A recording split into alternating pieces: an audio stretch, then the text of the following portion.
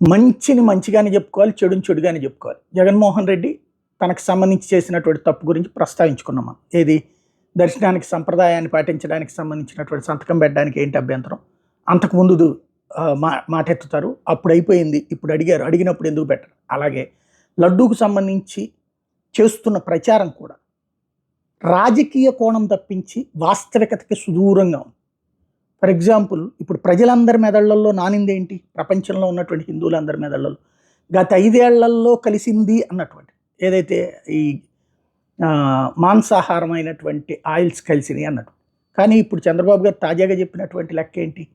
AR డైరీకి సంబంధించినటువంటి ఒక 4 ట్యాంకర్లు కలిపారు, ఓ 4 ట్యాంకర్లు వెళ్ళిపోయినాయి. ఆ 4 ట్యాంకర్లు కూడా ఏమన్నారు ఆయన? లడ్డూకైనా కాదు, వాడారు. ఇక్కడ ఒక కన్ఫ్యూజన్.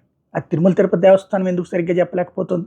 ఎందుకు చంద్రబాబు గారు సరిగ్గా చెప్పలేకపోతున్నారు? దేంట్లో కలిపారు అన్నటువంటిది. లడ్డూకి అపవిత్రమైంది కదా మనం చెప్తున్నది ప్రపంచం మొత్తానికి. నెంబర్ 1. నెంబర్ 2 వచ్చేటప్పటికి ఈ 4 ట్యాంకర్లే కదా కలిసినటువంటిది.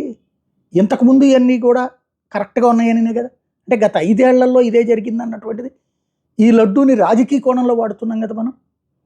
జనాలకి ఏమి వెళ్ళింది? 5 ఏళ్లలో లడ్డూలన్నీ ఇట్లాంటివే అన్నటువంటి. అంటే దేవుడిని లడ్డూని రాజకీయానికి వాడుకుంటున్నాం కదా. ఇది సరైనటువంటి సంప్రదాయమేనా? ఇది సరైనటువంటి బాధ్యతాతత్వమేనా? ముందు సరే, మళ్ళీ అందులో కూడా 2 పంపించేసాం వెనక్కి, 2 ఇది మళ్ళీ అది ఈవో చెప్పడం, మళ్ళీ చంద్రబాబు గారు వచ్చి లేదు 4 ట్యాంకర్లు ముందు కలిపేశారు ఆ తర్వాత అన్నట్టు.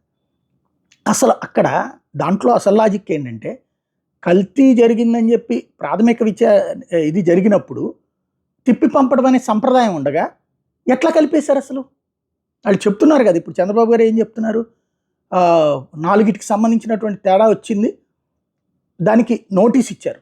నోటీస్ ఇచ్చేది ఏంది? వెనక్కి పంపించి నోటీస్ ఇవ్వాలి. అది ఎట్లా కలుపుతారు? అది కలిపారు అంటే ఖచ్చితంగా తప్పే కదా. కలపడం అనేది తప్పు కదా. అది తేడా వచ్చిన తర్వాత ఆటోమేటిక్గా తిప్పి పంపడం కదా. అంతకుముందు 14 చంద్రబాబు గారి టైంలో తిప్పంపారు, 18 జగన్మోహన్ రెడ్డి టైంలో తిప్పంపారు కదా. అది ఎట్లా కలుపుతారు అసలు? ఎందుకు కలుపుతారు? అది తేడా వచ్చిందని తెలిసాక కూడా ఇదేం సరదాగా కలుపుకునేటటువంటిది కాదు కదా. రెండవది, ఇది ఏఆర్ డైరీ అన్నటువంటిది ఒప్పందం కుదిరింది మొన్న ఈ మధ్యన. అది జగన్ హయాంలో టెండర్ పిలిస్తే ఓకే అయ్యింది, వీళ్ళ హయాంలో రన్నింగ్లోకి వచ్చింది. అంటే మరి 5 ఏళ్ల నుంచి కలిపారని ఎలా చెప్తున్నాం మనం? పోనీ 5 ఏళ్లలో ఇట్లాంటిది ఏదన్నా చెక్ చేపిస్తే అక్కడేమన్నా రిపోర్ట్ వచ్చిందా? వచ్చి కలిపితే అందరినీ తీసుకెళ్ళి జైల్లో దొయ్యాలి. ఏఆర్ డైరీది అయితే ఇప్పుడు జరిగింది, కానీ 5 ఏళ్ల నుంచి అని జనంలోకి ఎందుకు తీసుకెళ్తున్నాం మనం? భక్తుల మనోభావాలతో ఎందుకు ఆడుకుంటున్నాం? ఇది ఆలోచించాల్సినటువంటి అంశం.